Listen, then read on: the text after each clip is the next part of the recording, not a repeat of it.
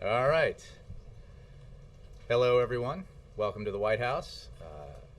Before I take your questions, I just wanted to note that today, the Department of Health and Human Services announced that 12.8 million Americans will benefit from $1.1 billion in rebates from insurance companies.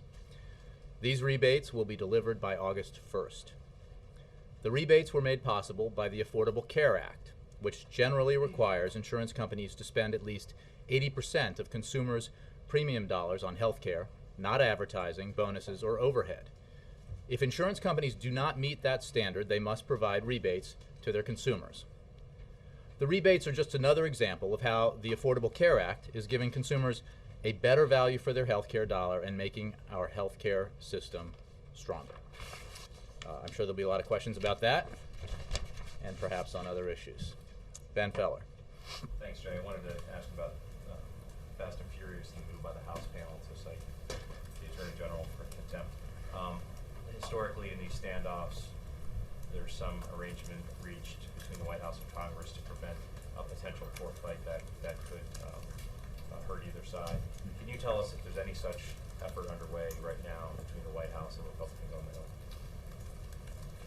I can tell you that we certainly would like to resolve this if there is a good faith desire to resolve it on the part of House Republicans. I think it's worth taking a step back. At the beginning of this year, Republicans announced that one of their chief legislative and strategic priorities was to investigate the administration and damage the president politically. We are 9 days away from the expiration of federal transportation funding, which guarantees jobs for almost 1 million construction workers because Congress has not passed a transportation bill.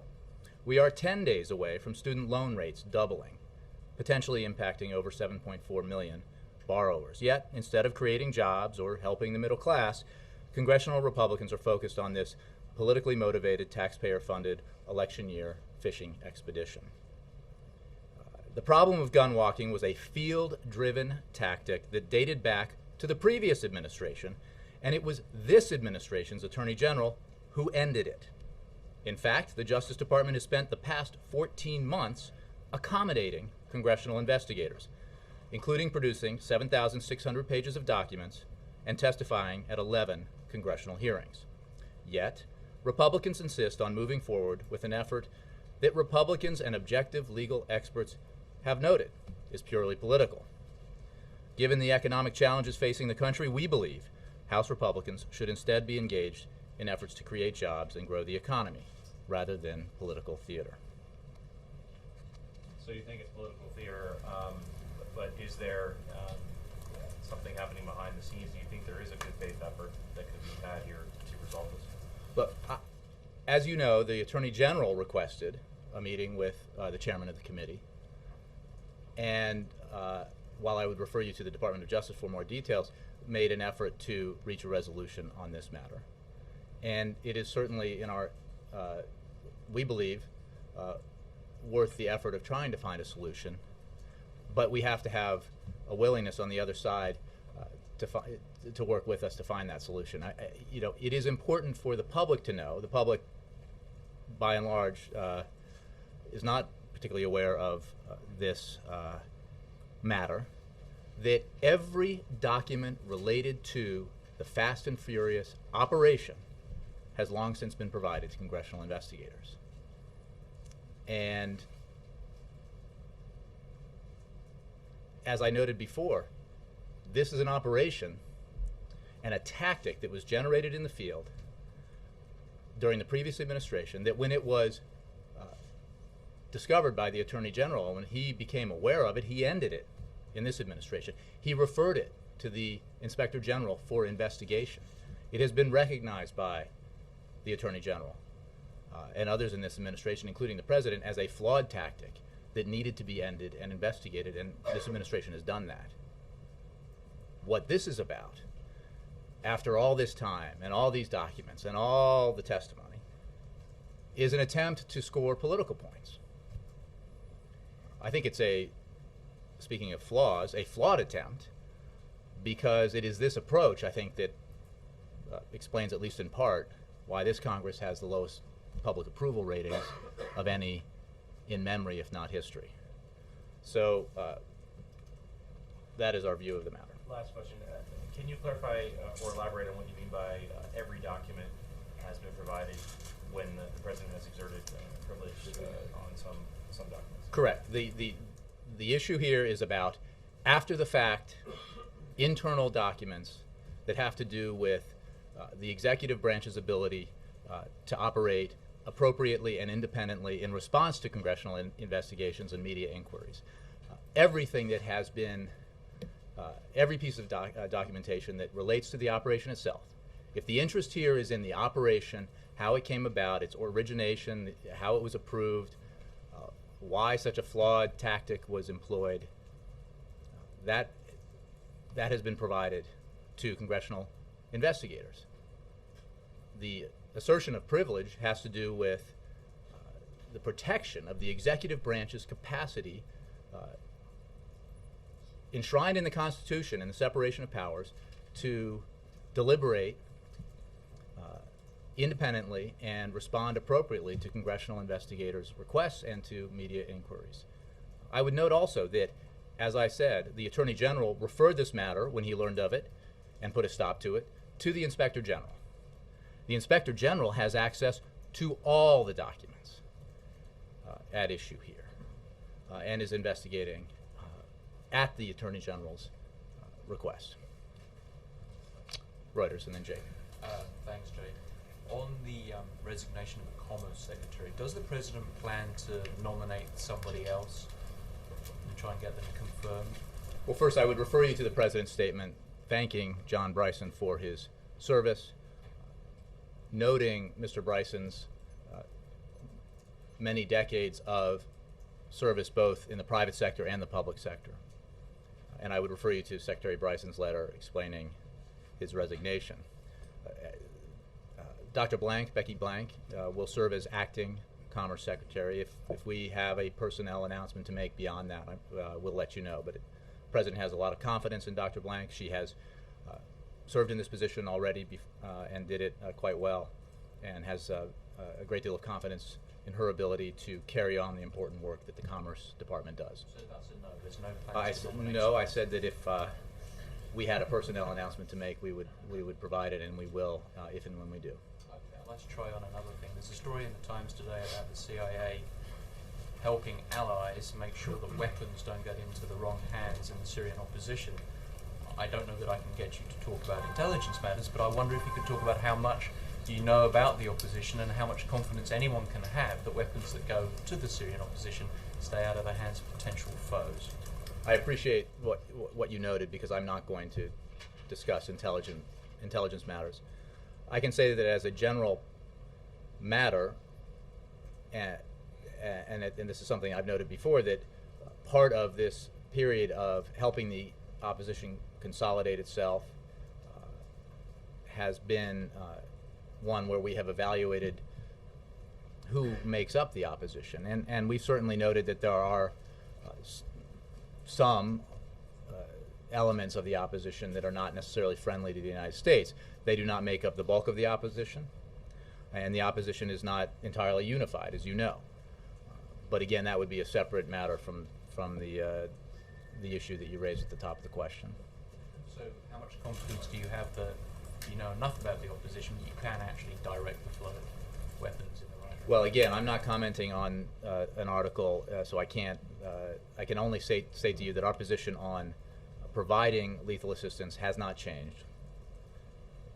What I can tell you is that we provide humanitarian aid to the Syrian people. We provide non-lethal assistance to the opposition, and we continue to work with the opposition in concert with our international partners to help them organize themselves, to help them develop greater capacities, all as part of the process of preparing for a political transition that the Syrian people absolutely desire and deserve, and that will take place. And that's not short of giving the opposition weapons.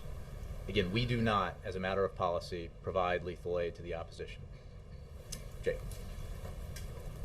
The documents being blocked through executive privilege, are any of them to or from individuals in the White House, or are they all internal DOJ documents? I don't have a way to characterize the documents in question here. I can tell you that long ago, the administration provided documentation about specific questions regarding officials at the White House and the national security staff.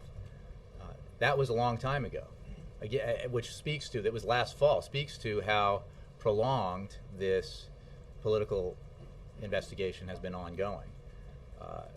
The point I made earlier is that this is an assertion based on the absolute need for this president as the steward of the executive branch, not just for his administration, but for every administration going forward, to retain the separation of powers, to protect the capacity of the executive branch to deliberate on these matters and to work independently and appropriately in response to these kinds of inquiries. The issue here has been the operation known as Fast and Furious, and that operation is being thoroughly investigated by the Inspector General, who has access to all these documents, including the ones that you're asking about. And when it comes to the operation itself, everything has been provided to congressional investigators, and that is really the issue, isn't it? It is, how did this operation come about? It originated in a field office during the previous administration. It was ended under this administration by this Attorney General. In fall 2009. The Operation Fast and Furious began. The tactic began in the previous administration. Okay, but the operation. You keep saying. Okay, but the tactic began in the previous administration, and it was ended under this one when this Attorney General discovered it and believed it was a flawed tactic. He then referred it to an Inspector General. The documents that the President is asserting executive privilege and not disclosing, you don't know, or you're not going to say whether any of them are to or from anybody in the White House? Yeah, I'm not going to characterize documents related to this, except to say that on the specific matter of White House, or anybody in the White House, and this refers, I think, and you know, I mean, if you cover this, and I know some folks here have, you know, because these documents were provided and are out there and were provided back in the fall, that relate to anybody in the White House knowing about the so-called Fast and Furious operation. Okay, but I think any document related to the White House, anybody at the White House knowing about the Fast and Furious operation was provided, at the time, was provided back in the fall. In early 2011, the Justice Department wrote a letter to Congress in which they said something that was not true. Right. Right? They said that ATF had nothing to do with guns going over into Mexico. That wasn't true, and it took them until December 2011 to take that back. Is there not a legitimate investigative and oversight responsibility to find out what the Department of Justice knew when they were giving false information to Congress? First of all, I think that matter has been thoroughly discussed in congressional testimony, including 9 appearances by the Attorney General, including the 7,600 documents that have been provided. The issue, look, I would refer you to a leading member of Congress in the Republican Party who himself called this politics. I think most people in this room understand that this is about politics. It is not about an effort to divine the truth in a serious matter, which is why the tactic used in this operation was used, how it originated, and the consequences of using it. This administration takes very seriously. The Attorney General, as demonstrated by the actions he took, takes it very seriously. And he has demonstrated his willingness to try to reach a resolution to this matter with congressional investigators. To this point, the interest of House Republicans has been to use this politically, as they previewed for the world in the beginning of this year when they made clear that that was one of their chief goals of the year. Jay, just one last question. As the family of Brian Terry, the slain Border Patrol agent at whose murder scene at least 2 of these guns were found, they disagree with your characterization about these investigations. They say that the Attorney General's refusal to fully disclose the documents associated with Fast and Furious and President Obama's assertion of executive privilege serves to compound this tragedy. It denies the Terry family and the American people the truth. That's a statement from the Terry family lawyer. Well, look, we absolutely agree with the need to find out the truth about why Fast and Furious happened, why the tactic that, again, was employed in the previous administration and different operations and was stopped by this Attorney General, why it came about. And that's why the Attorney General referred it to Inspector General. That is why we have provided Congress every document that pertains to the operation itself that is at issue here when you talk about the family that you referred to, and the Terry family. And that is separate from an attempt by members of Congress, Republican members of Congress, to try to score political points, as Senator Grassley referred to his desire for a political scalp. That is separate from trying to find out the truth about what happened in this operation, which this administration has been pursuing since the Attorney General discovered it. Let me move around a little bit. Steve, and then Nora. Yep. Can you say categorically that there's been no cover-up? Absolutely. There's nothing being covered up by the Justice Department, by the White House, as far Again, as your involvement in the not Attorney the General, initial thing, but in the Attorney General and the referred this matter to the Inspector General. The Inspector General has full access to all documents we are discussing right now. Full access. And he is investigating this matter. Congress has been provided an enormous number of documents, 7,600 pages. It has been provided access to the Attorney General on 8 occasions, as well as other Justice Department officials and relevant officials to this matter. And this has gone on for months and months and months. The assertion of privilege has to do with the absolute necessity of retaining the executive branch's independence enshrined in the Constitution and the separation of powers to allow it to appropriately and independently deliberate and respond to these kinds of inquiries. That is an assertion that has been made by administrations of both parties dating back 30 years. And that is the matter. That is what the issue is here. Again, the Attorney General of this administration ended this practice. He referred it to the Inspector General. The Inspector General has been investigating since that time and has access to all these documents. Yes, Nora. On Syria, is the United States, along with allies, willing to give President Bashar al-Assad safe passage out of the country? It is not for us to decide that. It is up to the Syrian people to decide the fate of Mr. Assad. And it is, I know the report you're referring to, and I would simply state that it is our position to work with the international community, to work with our partners, to try to bring about the political transition that the Syrian people desperately deserve. And it is our firm belief that that political transition cannot take place without Bashar al-Assad stepping down, removing himself from power. So what are you suggesting happens to Assad then? I think that once he removes himself from power? Well, this is not a matter for the United States to decide, certainly not alone. And the fact of the matter is we need to... President Assad has not made any indication. I think he's made every indication to the contrary that he is going to participate in this political transition that his people are demanding. Instead, he has launched a brutal assault against his own people, an assault that continues to this day. But the U.S. Policy position is to call for a peaceful political transition. Is there no answer with what to do with Assad once he steps down? Again, that is not something that the United States decides. This is an issue I think you recall that was raised during the Libya situation. The United States does not make a decision about the disposition of leaders who remove themselves from power. That's obviously up to the Syrian people. But perhaps Yemen is a better comparison. Is the U.S. Encouraging Kofi Annan to host sort of a conference type where there would be a transition of power like they did in Yemen and President Saleh got immunity? Is that a potential option? You know, I'm not going to negotiate from here an outcome in Syria, except to say that our clear position is that Assad has no place in Syria's future. He has long since relinquished any claim he had to a spot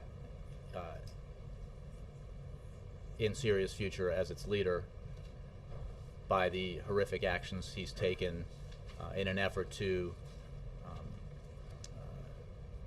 thwart the will of the Syrian people and to retain his own hold on power. And then final question on Syria. After the bilat between President Obama and President Putin, there seemed to be some indication afterwards from U.S. officials and others that Putin expressed that he was not wedded to Assad. Is that correct? I'm not going to speak for President Putin. I can only tell you that, as the president said and others said, that Syria was certainly a topic of discussion during their lengthy bilateral meeting. And the two leaders share the desire for an end to the violence in Syria. And I would refer you to the statements that each leader made, but I can't speak for President Putin from here. Ed? Since we're talking about transparency and Fast and Furious, a quick one on Bryson. Secretary Bryson stepping down. You've added an event with the president and Secretary Bryson. Why is that not open to the entire media and to television cameras? We haven't seen him since the hit-and-run incidents. Maybe people want to ask a question. Maybe we want to see how healthy he is. Why is it not open to cameras? Secretary Bryson submitted his resignation letter. The president accepted it. It is a matter in terms of his medical condition. I would simply refer you to his letter of resignation and refer you then to him and to the Commerce Department for further questions about that. This is a situation where the president is meeting with Secretary Bryson to thank him for his service, to thank him for the months he spent as Commerce Secretary, and to commend him for his lifetime of service in the public and private sector. You repeatedly on Fast and Furious kept saying that the Attorney General deserves credit for ending the gun running operation, but you seem to be leaving out the fact that Agent Terry was killed, and not mentioning. Not at all. No, but you're not mentioning. Does he not deserve the Attorney General some? You're giving him credit for ending the operation. Does he not deserve some blame for the fact that this gun running operation resulted in a federal agent being killed on his watch? Well, the Attorney General made clear and has made clear on numerous occasions, including the 8 times he has testified on Capitol Hill with regard to this matter, that he, when he learned about it, took this matter exceptionally seriously. That is why he ended it, and that is why he referred it to the Inspector General for investigation.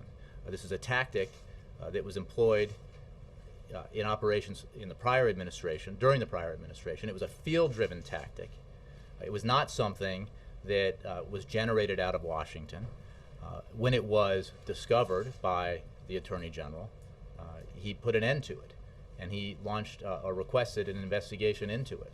I think that demonstrates the seriousness with which he regards it. You've also given the Attorney General credit here in this briefing for turning over, I think you at one point said, every page to Congress, 7,600 pages. But my understanding is the Inspector General at the Justice Department has gotten tens of thousands of pages. I think the number is something 70, 80,000 pages. So how can you say every page has been turned over if Congress has gotten about 10% of it? Well, I think you're engaging in a little selective listening, but what I did say is every page related to the Fast and Furious operation, and that is what is at issue here. How did this operation come about? How did this tactic begin to be used? A flawed tactic, which everyone recognizes, including the Attorney General, the President of the United States, congressional leaders of both parties, was a flawed tactic and a mistake.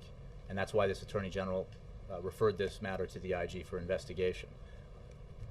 What is being, the documents over which privilege is being asserted are internal executive branch documents that have to do with response to congressional inquiries, response to media inquiries. Those kinds of deliberations have been protected under privilege as a matter of the separation of powers enshrined in the Constitution by administrations of both parties dating back 30 years. How many pages is the I don't have a president shielded? page count for you, Ed. Well, why not?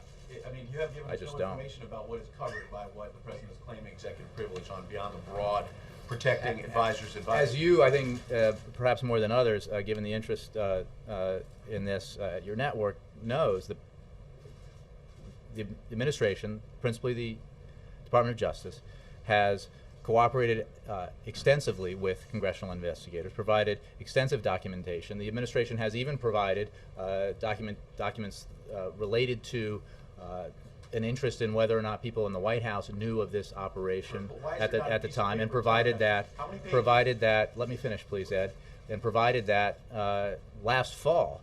And there wasn't a lot of interest in it because it disappointed those who were trying to make politics out of this. And here is the central fact of this matter. This many months into it, this many months where House Republican leaders have been focused on this rather than helping the economy grow or helping it create jobs, is that there is no evidence of anything beyond what the Attorney General has said about this matter. And our level of cooperation has been extensive. But when you say going back to last fall, the president's executive privilege claim only came in yesterday. So why are we getting no information? Because we made how many pages it is, and how broad is the scope? I mean, what does it cover? Ed, I can attempt to get more details for you in terms of what it covers. I don't have page numbers for you. What I can tell you is that the assertion of privilege came at the time when it became clear that there was no intention to resolve this matter, at least to that point, in a good faith effort by House Republican leaders, that they were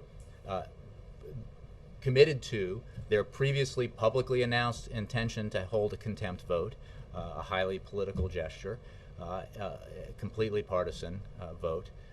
And when efforts to resolve this matter otherwise were exhausted, in order to provide the absolutely necessary stewardship to the executive branch that this president must provide on behalf of his administration and every future administration, this action was taken. Steve. Yeah, on this question of how far the privilege goes, traditionally privileges involve either the interactions with the White House and the White House staff or national security. In this case, it seems to go beyond that. Is it a general thought in the White House that executive privilege assigned, is it applied to all the executive branch, even in Well, Steve, I'm not the counsel, but I think that you need to do a little research. The truth is our assertion is consistent with the positions taken by prior administrations in disputes with Congress that date back to the Washington administration in 1792. The legal analysis is blessed by the career DOJ staff who have advised both Democratic and Republican administrations on congressional executive relations. And as both historical practice and judicial decisions confirm, the fact that documents reside within an agency rather than in the White House is irrelevant to whether they are privileged. There are at least 5 examples we can provide to you from recent history where that is demonstrated. Kristen and Dan. Jay, in 2007, President Obama criticized former President George W. Bush for asserting executive privilege for not handing over documents related to the firings of the non-U.S. attorneys. Does he not run the risk of looking hypocritical by criticizing the former president and now essentially evoking the same action? No, because this president, again, is, after making, through his Department of Justice, an extraordinary effort to cooperate with Congress on this matter, providing thousands of pages of documents, having the Attorney General testify 8 times, asserting a privilege that retains the capacity of the executive branch now and in the future to operate independently as enshrined in the Constitution. I would note that this is the first time President Obama has asserted the privilege, but as you know, previous presidents of both parties have done so repeatedly. According to CRS, executive privilege has been asserted 24 times since 1981. President George W. Bush asserted it 6 times, President Clinton 14 times. President George H.W. Bush asserted it once, and President Reagan 3 times, rather. In fact, President Obama has gone longer without asserting the privilege than any president in the last 3 decades, which is consistent with the statement that you quoted. Bottom line is, after a level of cooperation that I think demonstrates this administration's absolute interest in finding out the truth about the Fast and Furious operation and why that flawed tactic was used, its origins and its implementation, its efforts to work with Congress to provide it the information that was required under legitimate oversight needs, an assertion was made, because this has become a political fishing expedition. And it is absolute evidence, and I would refer you to the statements by congressional House and rather Republican congressional leaders from the beginning of the year, where they made clear that one of their chief priorities for this year was to use their investigative power in the House to score political points in this election year. You know, I think knowing that tells you everything about the motivations here. You make the point that you've turned over thousands of documents, and yet not all of the documents that Congress would like to see. So what's the difference? Why not? Well, I think I've made clear in answer several times to the questions that every document that relates to the Fast and Furious operation has been provided. And others have been provided that, as I mentioned last fall, that relate to any knowledge anybody in the White House had contemporaneously about the Fast and Furious operation. Again, as part of an effort to cooperate, as part of an effort to resolve this matter in a professional way, not in a partisan way.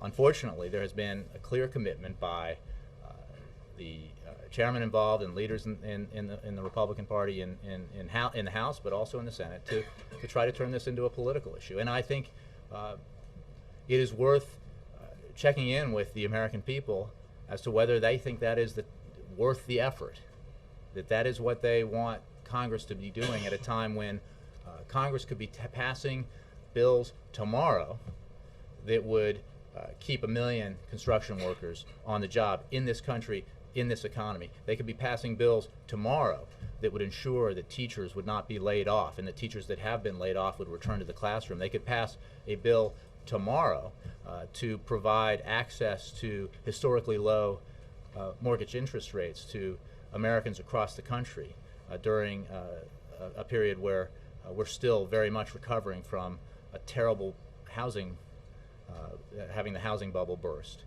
and the crisis that ensued for so many families with regards to the values of their homes. These are actions that the American people expect Congress to take. They do not expect Congress to waste time on politically motivated fishing expeditions, which this has clearly become. And on that point, the president's going to hold an event later today to call on Congress to pass a bill that will keep student loan rates low. Leaders in the House and Senate, the Republican Party, say that they haven't heard from the president or from anyone in the administration in recent days in response to a letter that's simply that not they sent. true. It's not true? It's simply not true. I can't speak to any communications the president's had. As you know, he was participating in the G20 summit, but we are actively working with members of Congress to get this done. Absolutely, in both parties. And the fact of the matter is, the only reason why we're having this discussion is because President Obama raised it, brought it to the public's attention, went around the country talking about it. You would not be hearing about the absolute necessity of ensuring that these loan rates didn't double if it weren't for President Obama's decision to highlight this need. And in the end, we're going to get this done, I believe, because that's the action that he took. And we are actively working with members of Congress to get this done. We've seen this pattern before. Refusal to act, refusal even to acknowledge there's a problem, unless and until the president highlights it, goes around the country talking about how it matters, how, contrary to the assertions of some in the Republican Party, education is very much an economic issue, how, contrary to the assertion of the Speaker of the House, this is not a phony issue, it is a deadly serious issue for more than 7 million students in America.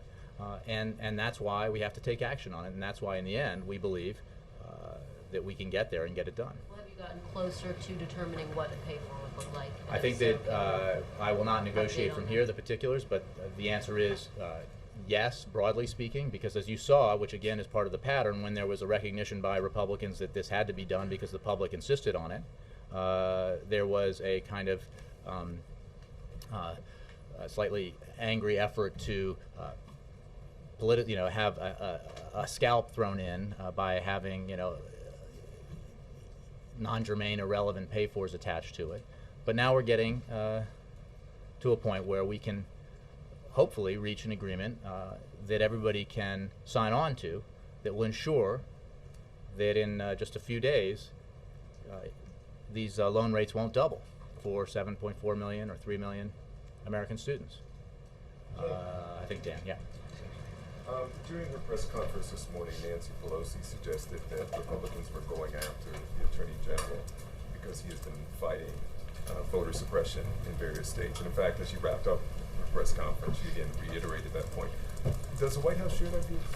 I can't get into, or I cannot divine the motivations behind what I think I've clearly suggested is something we believe has become a fishing expedition. It's unnecessary and unworthy of Congress at this time when they could be acting on things that the American people care about. They could help the economy grow, help put teachers back to work, and keep construction workers on the job. I didn't see the press conference that you're referring to. What I do believe, and what we do believe, is that Republican leaders have, and Republican members of Congress have, through the actions that they've taken with regards to this matter, lived up to their announcement at the beginning of the year that one of their chief legislative and strategic priorities would be to investigate the administration and damage the president politically. If you don't believe me, I refer you to them.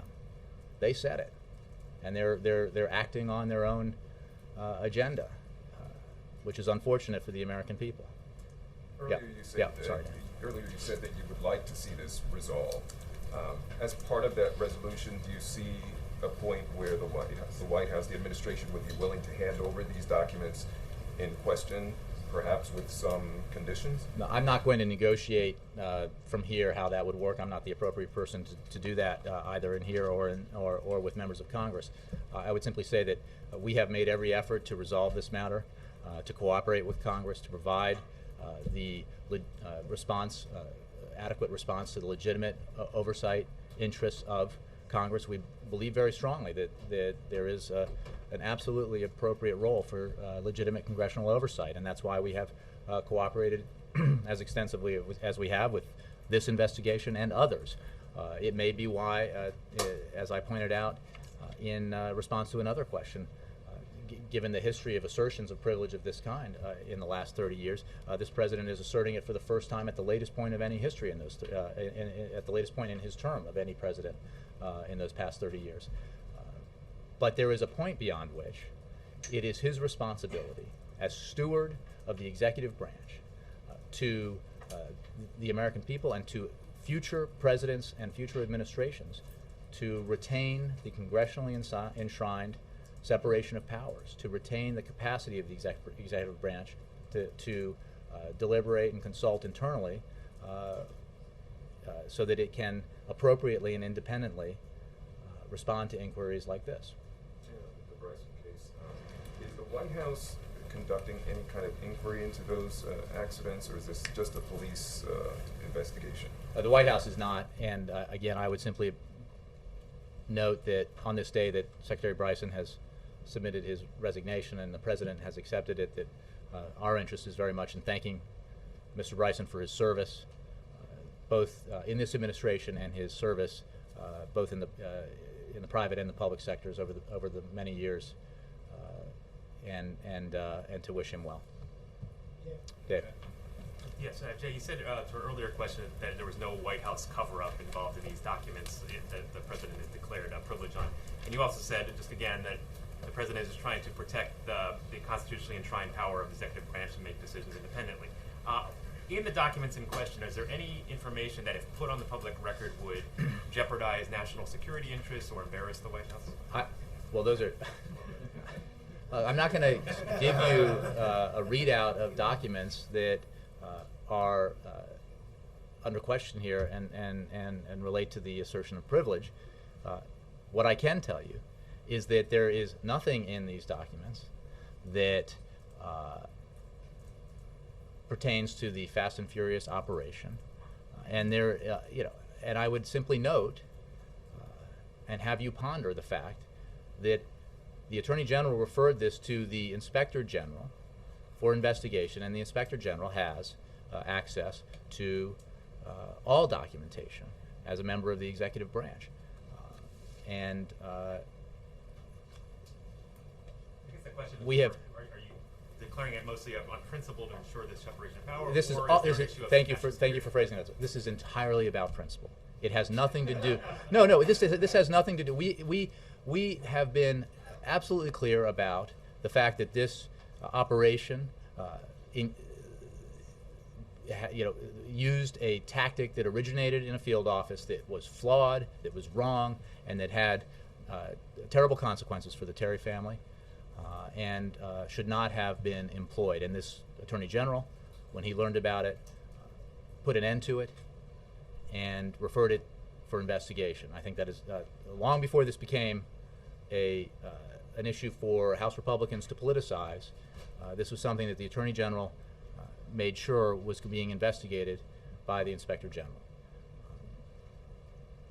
In terms of the assertion of privilege, it is, as I've said, I think on a number of occasions already today, absolutely about the principle.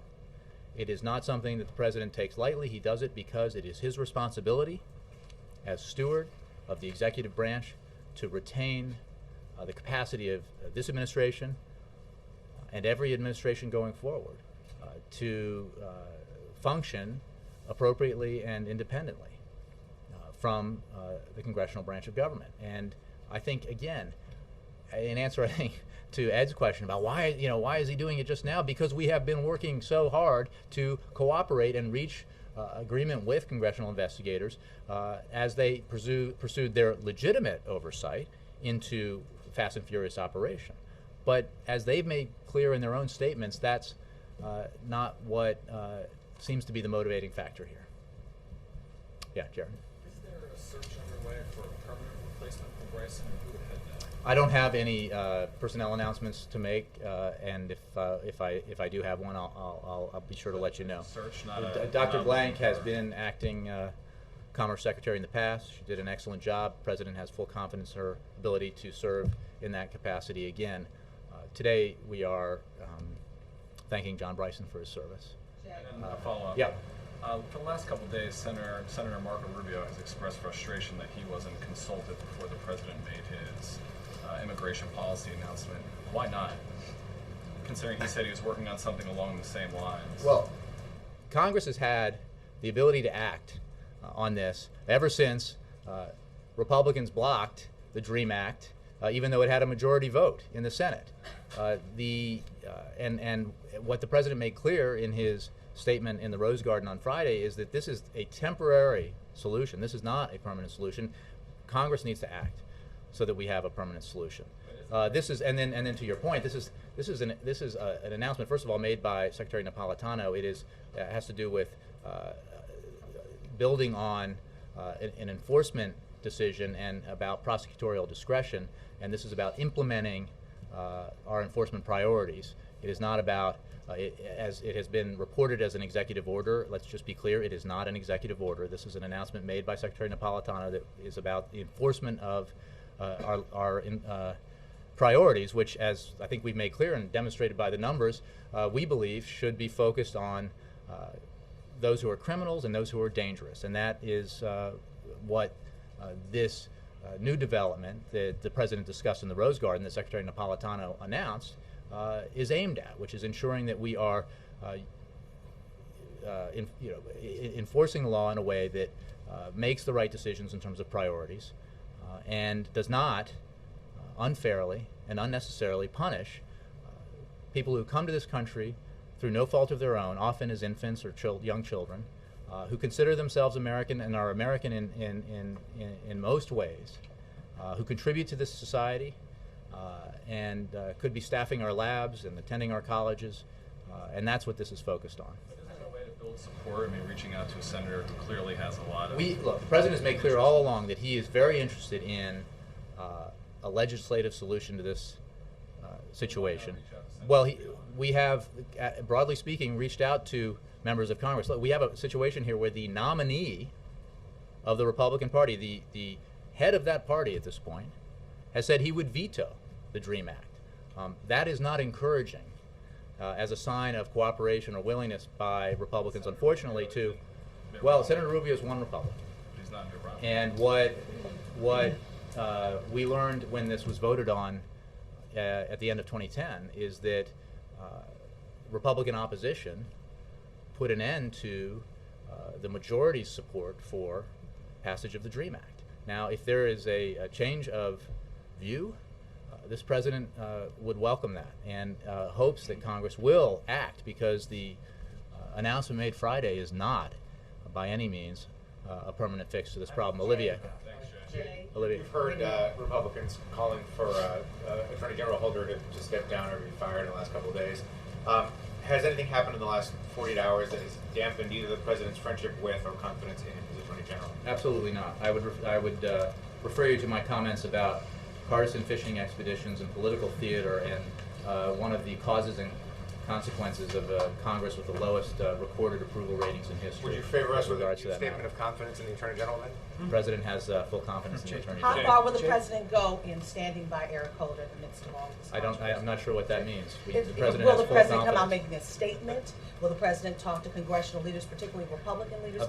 We try are to- engaged with, and we have been and will continue to be engaged in an effort to resolve this, and await a demonstration of an interest to resolve this in a way that isn't all about political theater. So should we be able to, would we assume I have no that the announcements to president make about the president's schedule. Yes. Jay, were your comments a couple of minutes ago about Romney's threat to veto a DREAM Act if he were elected, is that something of a preview of what the president's going to be saying tomorrow in Orlando? No, it's a statement of fact that I think I've uttered before. So what is the message?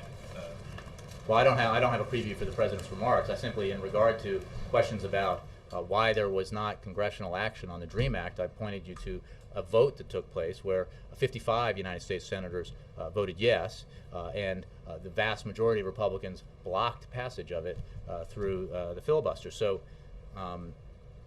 that's a fact, and the president would gladly engage with Congress if there was a demonstration of a sincere interest by Republicans to act on the DREAM Act, because, as he made clear on Friday, the enforcement decisions that were made by the Secretary of DHS do not represent in any way a permanent solution to this problem.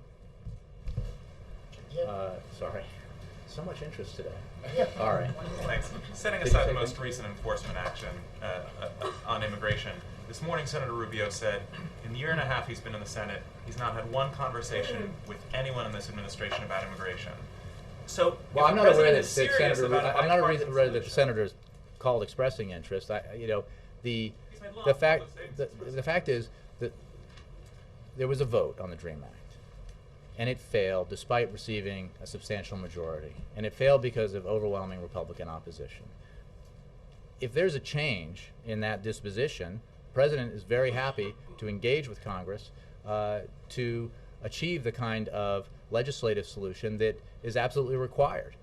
The fact is that's what is needed here to ensure that these kids are not unfairly punished for the actions of their parents. These kids who are American in every way except for their papers should not be punished. And the actions that were taken by Secretary Napolitano and announced on Friday, and that the president spoke about in the Rose Garden, temporarily alleviate the problem, but they do not fix it. And that is for Congress to take up. And we're certainly, the president welcomes any expression of interest in resolving this matter by legislators of either party, and welcomes the expression that you're referring to. But I have yet to see a bill emerge from the Republican side in the Senate or the House that addresses this program. I haven't even seen legislation submitted that addresses this problem.